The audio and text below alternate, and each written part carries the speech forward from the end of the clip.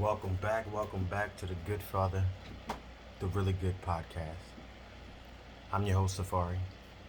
Just hopping on here. I know my last video was a little bit long, but I want to come back here with probably a little shorter video. I'm trying to stay on point and trying to stick to it.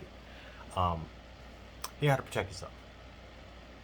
Um, if you think, and again, I hate to say this, but if you're in a relationship, you pretty much know what's going south. Guys are usually the last ones that want to leave the relationship, unless it's just really that bad. But you know it's time to go. What you need to start doing is documenting everything. I tell everybody, documentation is the key. If you know there's going to be a divorce proceedings, documentation, your text messages, your social media accounts, all of these things will be admissible in court. And let me say this: I'm not a lawyer. I do not provide legal advice. All the information I share with you, please do your own research. Um, there are courses out there. There's plenty of information in your local law libraries. Again, a competent attorney. So again, anything I reference, please verify with your own state and local laws, because things are different between each state. They're pretty much similar, but some things are drastically different. So, with that being said, come protect yourself. Like I said, make sure you document everything. Make sure that on your social media accounts, you don't talk about your ex. You don't talk about the pending divorce. I see guys all the time online talking about how they're sad, how they just want to be good dads. Like all of that's boohoo. All that's a simp talk. If you want to be a good dad, you want to be a man about it, and you want to be there for your kids, then there's no emotion. There's no responding. She calls you a B. You ain't nothing. You ain't it. Okay, you right. I'm sorry I failed you. What are we doing right now here is we're not engaging. It's a soft engage. But that's what you have to do. These are the tactics you have to take when you're dealing with an irate ex. You have to tailor your conversations, record all your conversations, let them know, like, listen, this is being recorded. You got to watch out for wiretap laws.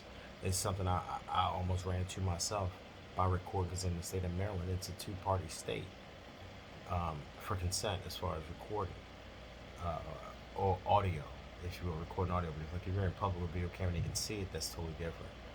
But we're talking about just audio recording. So again, if you're doing just audio, make sure you notify the other person. If you're in a one-party state, then you don't have to notify them. But and if it's a video, just make sure you have the camera out in front of your face. If they can see the camera, they know they're being recorded. And like, listen, let them know you're being recorded. And again, it's for your safety and your protection, because allegations nowadays, if a woman says you hurt them, whether it's true or not, they're going to treat it as if it is true first. Domestic violence is the one crime, I should say, allegedly, is the one crime where you're guilty before innocent, no matter what they say, because I've been a victim of false allegations and false domestic violence. So trust and believe. Document everything. Keep all paperwork. Go to court. Do not miss any court appearances. Even if it's not in your favor, so what? You can always appeal. Again, disclaimer, I'm not a lawyer, but these are things that you can do. And the reason why I know this is because these are things that I've done. These are all things that I've done. You can look it up and verify it yourself if need be.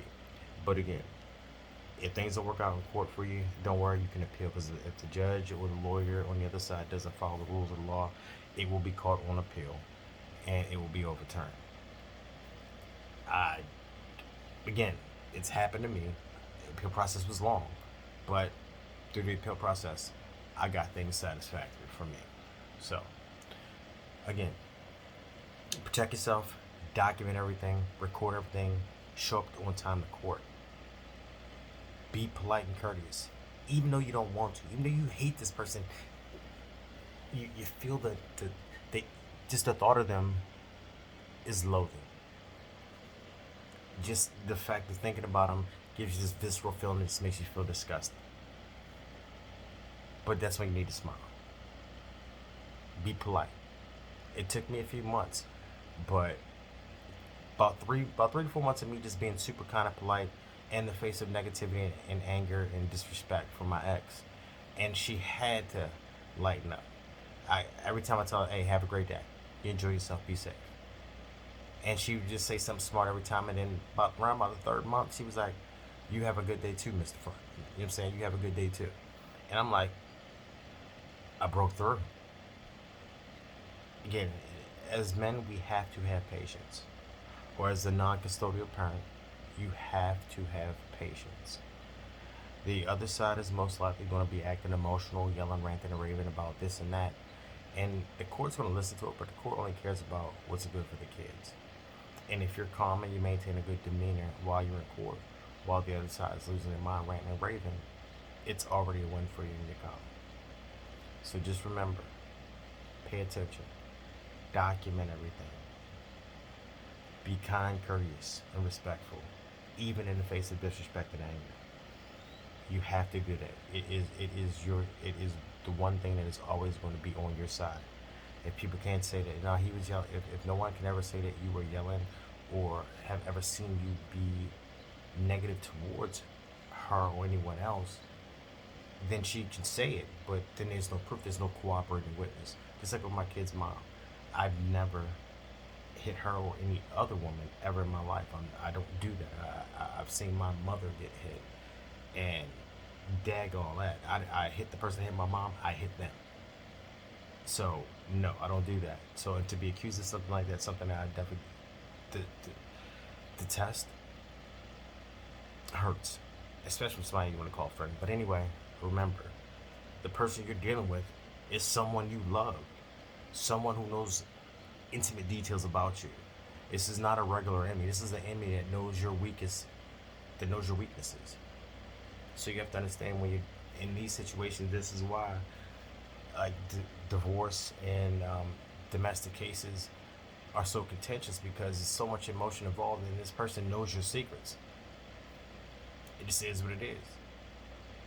So I don't want to say go into a relationship expecting to break up, but again, be aware of the information that you share. One, because I had information try to be thrown against me, but she wouldn't listen. She didn't even hear the information correctly, so it was kind of laughable. Like, that's not what happened, and that's not what I said. Close, but way, way far away. So just again, remember, be respectful, kind, and courteous. Document everything. Record. Whatever it takes. Make sure you go to court every time. Don't miss your appearances. If you're representing yourself, definitely don't be late. Be kind and courteous in court. Make sure you have your filings in on time. These are all things you have to do to be successful in court. At first, it doesn't seem like it, but slowly but surely, these little pieces come together at the right time. And me, when I went to court, I had a mountain of evidence. I had a colossal amount of evidence.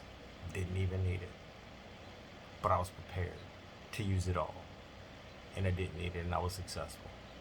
So again, we're going to take you guys on my journey on how I became successful getting custody of my kids after having them taken away from me physically by the police, being arrested for domestic violence, accused of sexual assault on multiple occasions, accused of having drugs in the home with the kids, having to have CPS come to my home and do inspections. All of these things I went through, and ultimately at the end of the process, I was awarded custody of my kids, even though she had them for part of the time. So there is success. It is. It's not easy, but it'll come. So again, thanks a lot for just, again, giving me your time. Again, like I said, don't get yourself, like, comment, share, subscribe. Again, if you guys want to find out about jurisdictionary, I'll put a description below, or I'll put the link to it in the description below, so you guys can check that out. But again, thank you so much for tuning in, and again, just be kind to everybody, be courteous, be respectful. You get what you give. Thanks, I have good.